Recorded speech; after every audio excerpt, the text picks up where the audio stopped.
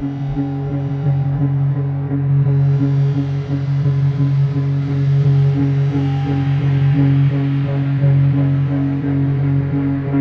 15. Different models and different models.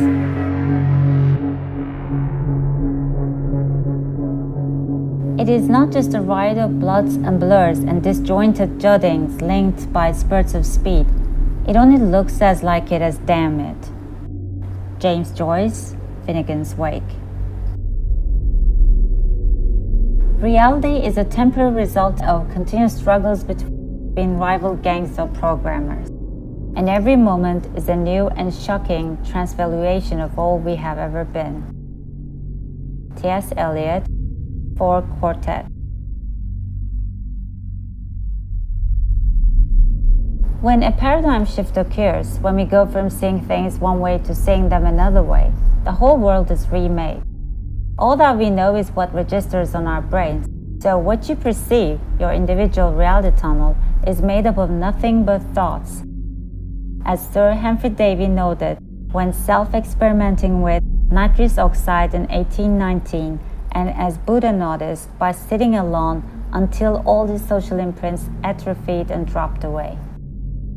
The Copernican revolution in astronomy, the Darwinian revolution in biology, the relativity and quantum revolutions in physics have all been as shocking to those who lived through them as the immortalist revolution is today. You can live in the reality tunnel imprinted upon you by environmental accident, or you can choose your own. You can go through brain changes as radically bad as those of Patty Hearst and Rusty Kelly, as transcendently beautiful as those of Buddha and Jesus, and epistemologically revolutionary as those of Darwin and Einstein. You can join those who have already entered the immortalist reality tunnel, the Scientologist reality tunnel, or the communist reality tunnel. There are a lot of different realities going around these days, Abby Hoffman once said. Evolutionary acceleration is forcing us to the point where each will have to take responsibility for which reality we accept. 15 million Americans are waiting, trustingly, for the Space Brothers to come down in their UFOs and enforce world peace. The UFO is an extreme case. In general, everything we see is inside our heads. This is demonstrated by the well-known optical diagram encountered in every high school physics class. The light rays from the external object are reflected through the lens of the eye onto the retina and reversed in the process. The brain obligingly interprets the picture, turning it right side up and editing it in other ways more subtle. What is true of vision is true of the other senses.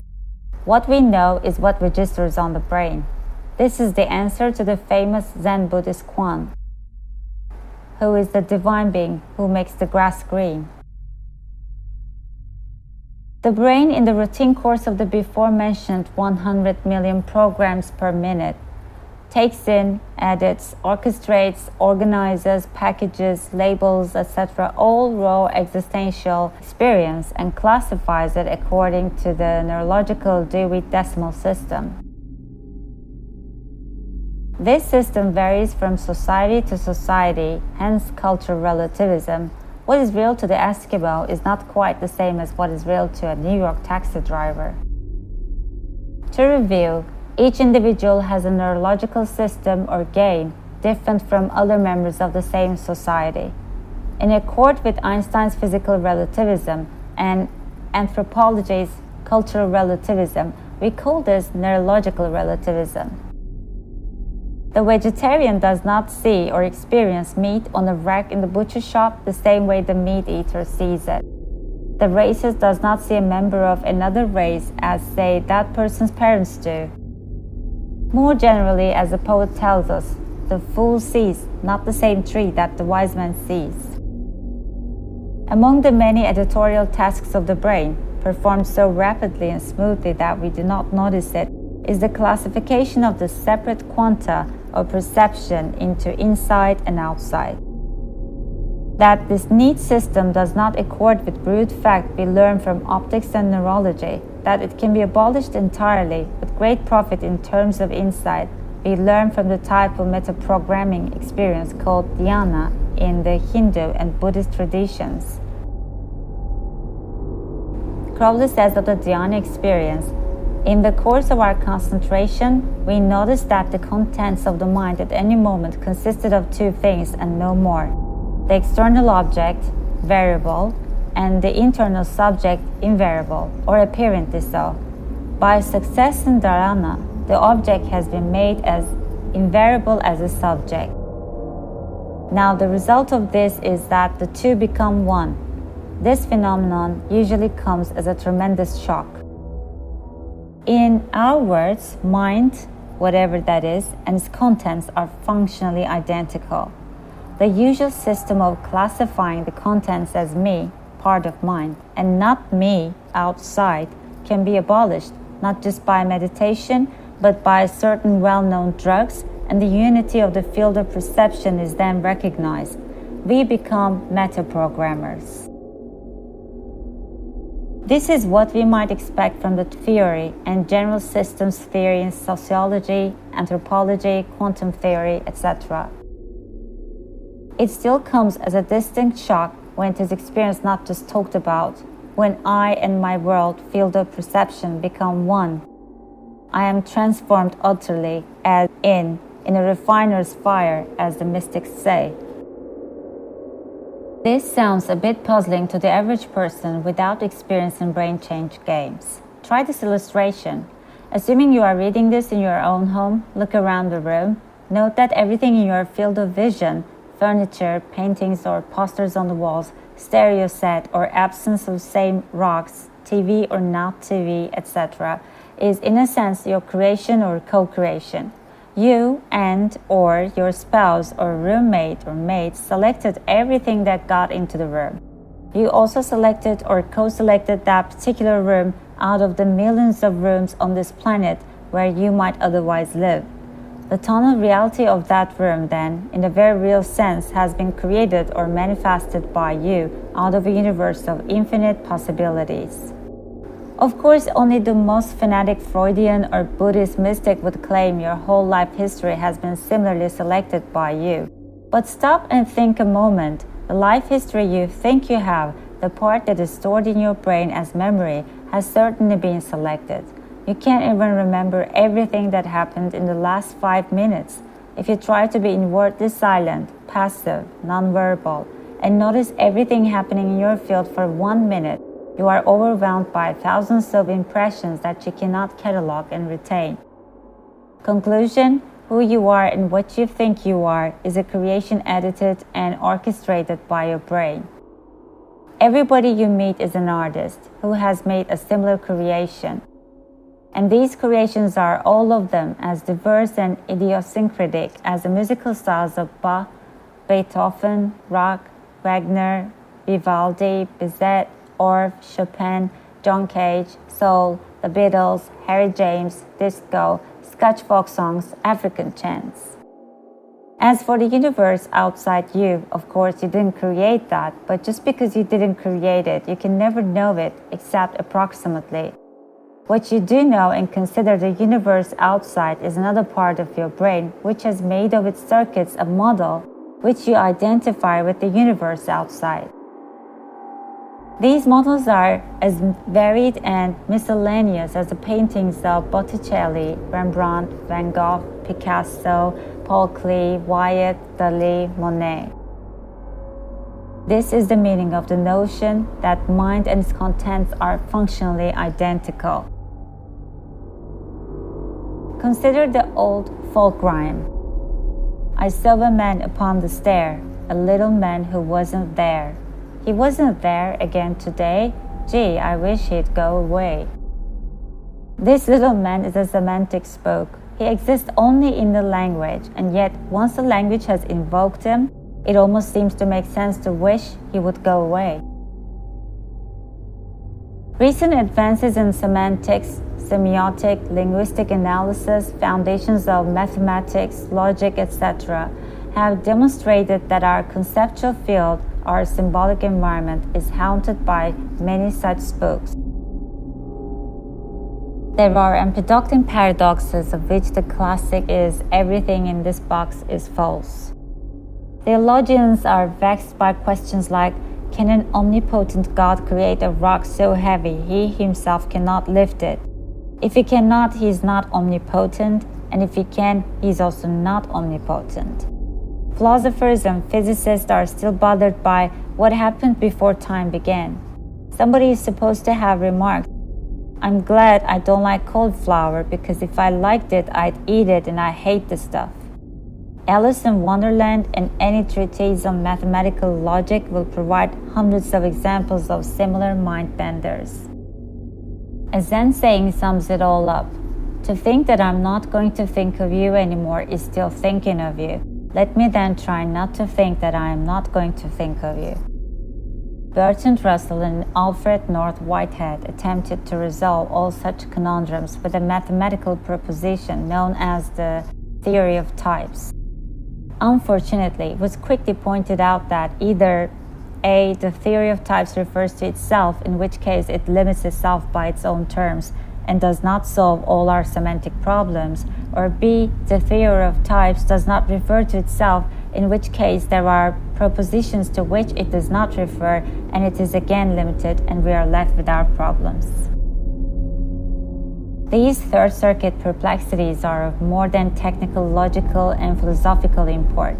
Many situations in real life take the form of our being haunted by our own semantic spooks. For instance, the popular novel Catch-22 deals with a very real Empedoclean knot. The hero can escape from the war if he can prove he is crazy. But if he attempts to do this, it will prove he is sane, since it is sane to escape a dangerous situation. The logic of the dream world of Finnegan's Wake is not so far from real life either. A patient of German birth at St. Elizabeth's Hospital would not walk through doors explaining "Da fressen mich die Touren," the doors will eat me. This makes perfect sense phonetically, since it is identical in pronunciation with "Da fressen mich die Tieren," the animals will eat me. Word magic, schizophrenia. The average person, not a vegetarian, will respond positively to tender, juicy filet mignon on the menu, but not to a piece of a dead, castrated bull. But the two expressions mean the same thing. We all tend to conjugate sentences in the manner caricatured by Bertrand Russell. I am firm, you are obstinate. He's a pig-headed fool. I'm daring and original. You are pretentious. She stinks. I am flexible. You bend with the wind. They're a bunch of opportunists. The magical poetry creates real thoughts in imaginary gardens, it has been said. When Robert Burns writes, the wan moon is setting behind the white wave, and time is setting with me, oh. It is hard not to feel that the abstraction time has become as real as the physical moon and wave, or the little man upon the stair. Consider the following table. Column 1, nigger-loving busybody. Column 2, civil libertarian. 1, smutty book. 2, realistic novel. 1, daring and original theory. 2, wild and implausible speculation. 1, sexist enterprise. 2, dealer in rare and exotic art. 1, woolly-headed liberal. 2, passionate humanitarian. 1, sound, sensible economics. 2, stingy, tight-assed idea. Any phrase in column 1 can describe persons or events that might very well be described by a different speaker with the corresponding phrase in column 2. Now, the reader may feel that some of the phrases above are so pejorative, so loaded with prejudice, that only the most ignorant or bigoted would use them, but that is irrelevant. What needs to be noted is that it is easy to see the bias in somebody else's semantic maps, but not so easy to see the bias in one's own semantic reality tunnel. If the reader were born in Arkansas in the 1920s, item 1 in column 1 might seem the natural, accurate, normal way to refer to the first NAACP worker to appear and try to organize the blacks. These matters are symbolic but more than linguistic. For example, the proverbial Englishman who dressed for dinner every night in his lonely tropical hut was no fool. He was keeping an English Third Circuit reality bubble around him. To avoid becoming engulfed in the reality bubble of the natives, see what happens to Kirsten Joseph Conrad's Heart of Darkness when the African reality tunnel overwhelms his European reality tunnel. It only takes a few weeks in prison to become a convict, whatever your definition of yourself was before. It only takes a few weeks in the army to become a soldier. These remarks are another elucidation of our earlier statement that mind and its contents are functionally identical. The symbolizing process is such that once set in motion, it is virtually impossible, without subtle neurological know-how, to escape from a reality tunnel one has created for oneself or had foisted upon one by the environment. Kurt Saxton is the author of The Poor Man's James Bond, a manual that tells you everything you could ever want to know about practical techniques of murder and mayhem, The Survivor, a 4-volume extension of the same libretto, telling where to acquire any possible type of weapon, boot rot, a diatribe against Alex Haley for implying that slavery was unfair to black people, and several similar books. Mr. Saxton does not get reviewed in the liberal magazines that decide which authors are important, but he has a wide readership among the apocalyptical sects of the right-wing end of the political spectrum. Mr. Saxton wrote in the 1970s that the United States would be destroyed almost totally by 1982. This is because the government has driven the competents out of business by excessive taxation and has subsidized 30 million incompetents on welfare and another 30 million incompetents on Social Security. This country has thus become, Saxton says, a Disneyland for dummies. By 1982, Saxton said the whole economy would collapse. Millions of taxpayers will be unemployed. Millions who are now on Valium or other tranquilizers will go insane when they cannot get more.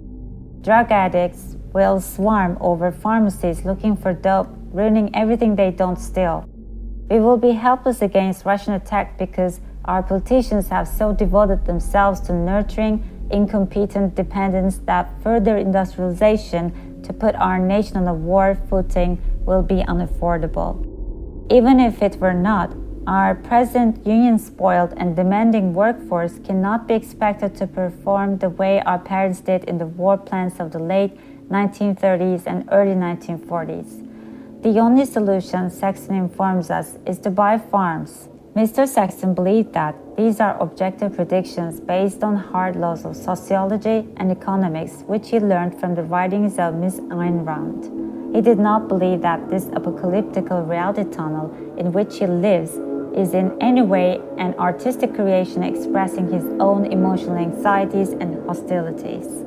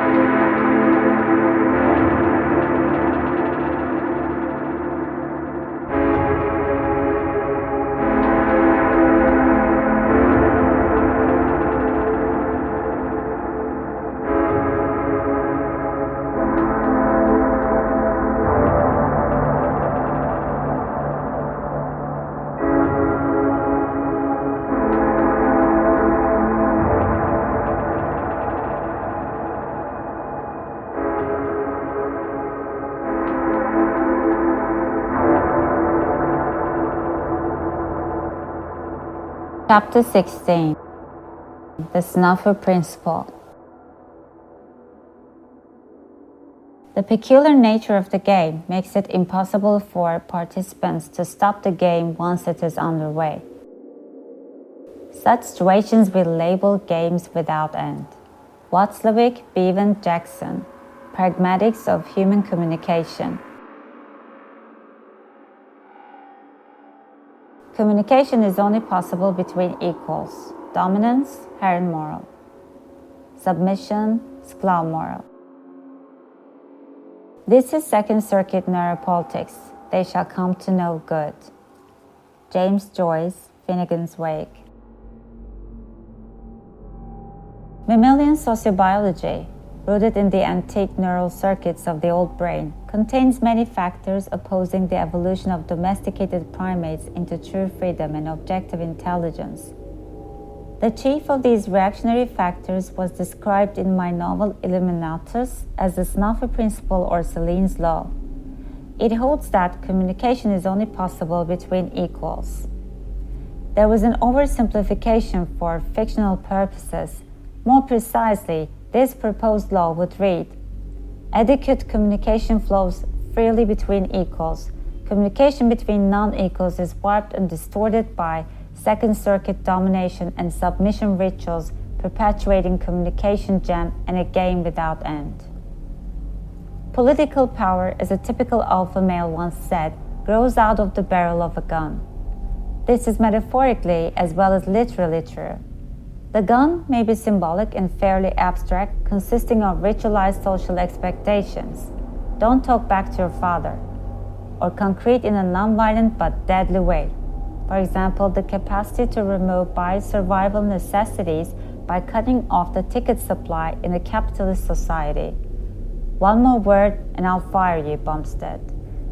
Under the primate Second Circuit sociobiological rules, everybody tends to lie a little, to flatter, or to evade displeasure when exchanging signals with those above them in the pack hierarchy. Every authoritarian structure can be visualized as a pyramid with an eye on the top. This is a typical flow chart of any government, any corporation, any army, any bureaucracy, any mammalian pack. On each rung, participants bear a burden of nescience in relation to those above them. That is, they must be very, very careful that the natural sensory activities of being conscious organisms, the acts of seeing, hearing, smelling, drawing inferences from perception, etc., are in accord with the reality tunnel of those above them. This is absolutely vital. Pack status and job security depends on it. It is much less important, a luxury that can easily be discarded, that these perceptions be in accord with objective fact. For instance, in the FBI under J. Edgar Hoover, the agent had to develop a capacity to see godless communists everywhere. Any agent whose perceptions indicated that there were actually very few godless communists in this country at that time would experience cognitive dissonance. His or her reality tunnel was at variance with the official reality tunnel of the pyramid. To talk about such perceptions at all would be to invite suspicions of eccentricity, intellectual wisecracking, or of being oneself a godless communist. The same would apply to a Dominican inquisitor in the Middle Ages who lacked the capacity to see witches everywhere. In such authoritarian situations, it is important to see what the top dogs, alpha males, see. It is inconvenient and possibly dangerous to see what is objectively happening. But this leads to an equal and opposite burden of omniscience upon those at the top in the eye of the pyramid. All that is forbidden to those at the bottom, the conscious activities of perception and evaluation, is demanded of the power elite, the master class. They must attempt to do the seeing, hearing, smelling, etc., and all the thinking and evaluating for the whole pyramid. But a man with a gun, the power to punish, is told only what the target thinks will not cause him to pull the trigger, write the pink slip, order the court-martial. The elite, with their burden of omniscience, face the underlings with their burden of nescience, and receive only the feedback consistent with their own preconceived notions and reality tunnels. The burden of omniscience becomes, over time, another and more complex burden of nescience. Nobody really knows anything anymore, or if they do, they are careful to hide the fact. The burden of nescience becomes omnipresent. More and more of sensory experience becomes unspeakable.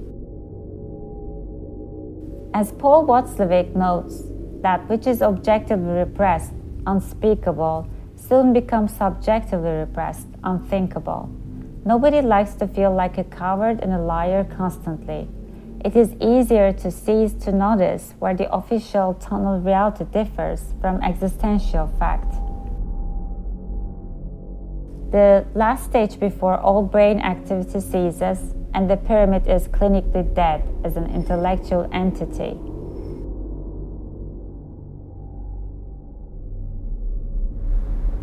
We also propose that national security is another semantic spook, an Empedoclean knot, that the search for national security is the chief cause of national insecurity and a potent anti-intelligence mechanism. As Leary writes, secrecy is the original sin, the basic crime against love. The purpose of life is to receive, synthesize, and transmit energy. Communication fusion is the goal of life. Any star can tell you that. Communication is love. Secrecy, withholding the signal, hoarding, hiding, covering up the light is motivated by shame and fear. As so often happens, the right wing is half right for the wrong reasons. They say primly, if you have done nothing wrong, you have no fear of being bugged. Exactly, but the logic goes both ways. Then FBI files, CIA dossiers, White House conversations should be open to all. Let everything hang open. Let government be totally visible.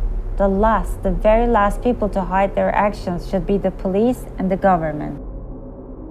What my eminent colleague states so poetically can be stated more functionally as follows. Every secret police agency must be monitored by an elite corps or secret police of the second order. This is because A. Infiltration of the secret police for purpose of subversion will always be a prime goal of both internal subversives and hostile foreign powers, and B. Secret police agencies acquire fantastic capacities to blackmail and intimidate others in and out of government. Stalin executed 3 chiefs of the secret police in a row because of his danger. As Nixon so wistfully said in the Watergate transcript, well, who would performed, he would have fought. That was the point. He would have defied a few people. He would have scared them to death. He had a file on everybody. Thus, those who employ secret police agencies must monitor them to be sure they are not acquiring too much power. Here, a sinister infinite regress enters the game. Any elite second-order police must be also subject to infiltration or to acquiring too much power in the opinion of its masters, and so it too must be monitored by a secret police of the third order.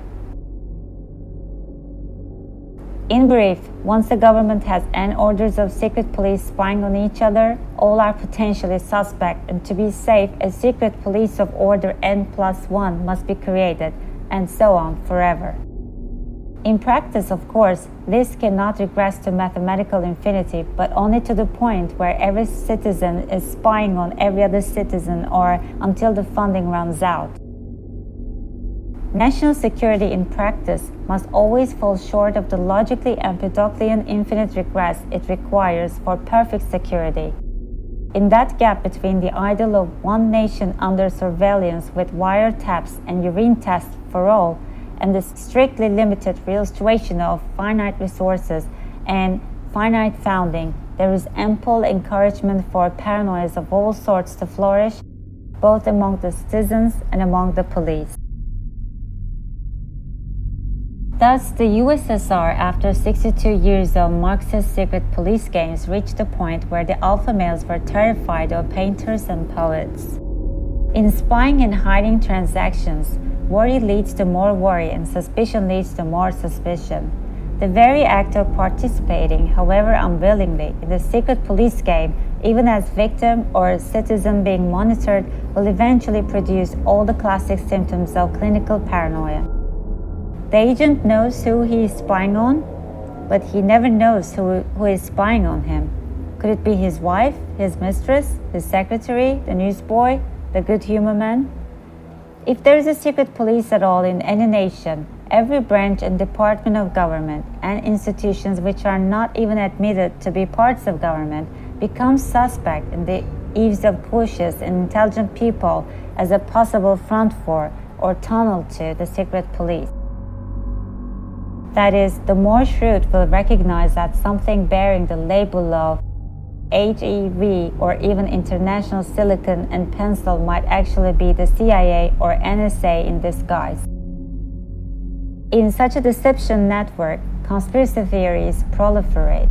Rumor is necessary, it has been found, when people cannot find official news sources that can be trusted to tell them what is really going on. The present author, having worked in the civil rights movement, the anti-war movement, the legalized pot movement, and other dissident causes, has repeatedly been approached by friend A with dire warnings that friend B is almost certainly a secret police agent, only to be told later and independently by friend C that friend A is a secret police agent. It requires delicate neurological know-how to keep one's sense of humor in the secret police matrix. The more omnipresent the secret police, the more likely it is that intelligent men and women will regard the government with fear and loathing. The government, on discovering that growing numbers of citizens regard it with fear and loathing, will increase the size and powers of the secret police to protect itself. The infinite regress again appears. The only alternative was suggested sarcastically by playwright Bertolt Brecht, who was hounded by US secret police as a communist and by East German secret police later as not sufficiently communist. If the government doesn't trust the people, Brecht asked innocently, why doesn't it dissolve them and elect a new people? No way has yet been invented to elect a new people, so the government will instead spy on the existing people with increased vigor. Every secret police organization is engaged in both the collection of information and the production of misinformation, euphemistically called disinformation. That is, you score points in the secret police game both by hoarding signals, information units, hiding facts from competitors, and by foisting false signals, fake information units, on the other players. This creates the situation I call optimum snafu, in which every player has rational, not neurotic reasons for suspecting that each and all may be trying to deceive him, gull him, con him, dupe him, and generally misinform him. As Henry Kissinger is alleged to have said, anybody in Washington who isn't paranoid must be crazy. Maybe the UFOs really exist objectively, or maybe the whole UFO phenomenon is a cover for a secret police disinformation ploy. Maybe there are black holes where space and time implode, or maybe black holes were invented to befuddle Russian scientists and send them into little men who wasn't their semantic spookery. Maybe Jimmy Carter really exists, or maybe he is, as National Lampoon once claimed, an actor named Sidney Goldfarb, trained to project an attractive down-home image. Perhaps only 3 alpha males at the top of the national security pyramid really know the answers to these questions, or perhaps these 3 are being deceived by certain subordinates, as Lyndon Johnson was deceived about Vietnam by the CIA.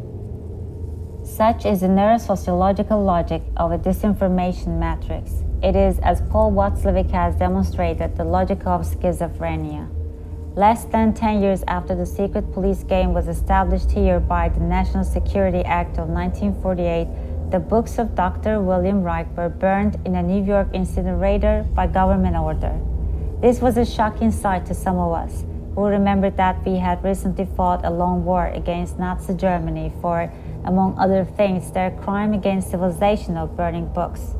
Shortly thereafter, Dr. William Ivey, former head of a department at Chicago Medical School, was subjected to 10 years of legal harassment for espousing a radical cancer cure. More recently, Dr. Timothy Leary was sentenced to 38 years imprisonment for espousing controversial ideas about neurotransmitter chemicals and re-imprinting the nervous system. Now there is a war on against holistic physicians. It does not matter whether any or all of these heretics were right or wrong. Scientific truth is only determined after a generation or more of research. It is not determined by throwing the dissenters in prison or burning their books.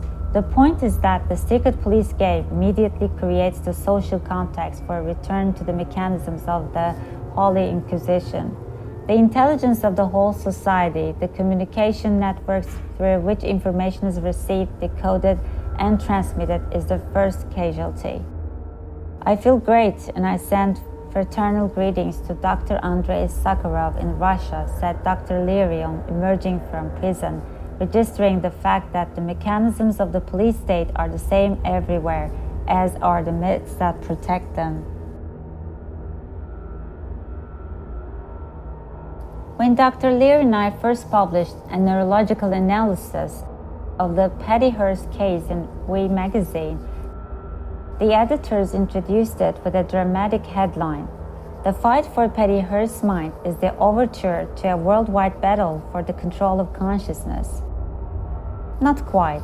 The Hearst case would more appropriately be considered a bar near the end of the second movement of the Mind War Symphony. The first movement was the primitive neuroscience of ancient and medieval tyrants who acquired a great deal of pragmatic know-how about the effects of isolation, terror, and intimidation, and of shamans and occultists who learned how neurochemicals can alter perceived reality tunnels. The second movement began with modern psychology, with Freud, Pavlov, Jung, Skinner, etc., climaxing with the LSD revolution and the discovery by millions that reality tunnels could be radically mutated, temporarily and sometimes permanently, by neurochemistry. The third movement is the growingly obvious warfare between those who would program all of us and those of us who wish to become our own meta-programmers. I once proposed in a magazine article that the UFO is caused by some unusual electromagnetic or gravitational field fluctuation, and that this geophysical anomaly creates A. real energy disturbances, jumping furniture, electrical failures, ball lightning, making odd lights in the sky, etc., and B. disturbance in the brain functioning of animals and humans in the afflicted area, causing the well-documented animal panics and the rather obvious human hallucinations occurring in such areas. Statistical support for this theory will be found in Persinger and Lafreniere, who have run computer analysis of common patterns in 1,242 UFO cases and 4,818 other abnormal reports, poltergeists, teleportations, miracles, and mysteries of all sorts. This data demonstrates that both UFOs and other energy anomalies tend to cluster along earthquake faults, with some peaking before earthquakes. Persinger and Lafreniere also suggest that the geophysical forces at work create both real oddities, jumping furniture, etc., and hallucinations, so that it is a job of nice and exquisite discrimination to attempt to find out what was really going on. It has also been proposed by the learned Dr. Jacques Vallée, astronomers, cyberneticists, and physicists, that the UFO phenomenon is being created by a secret police agency as an elaborate cover for a complex disinformation system.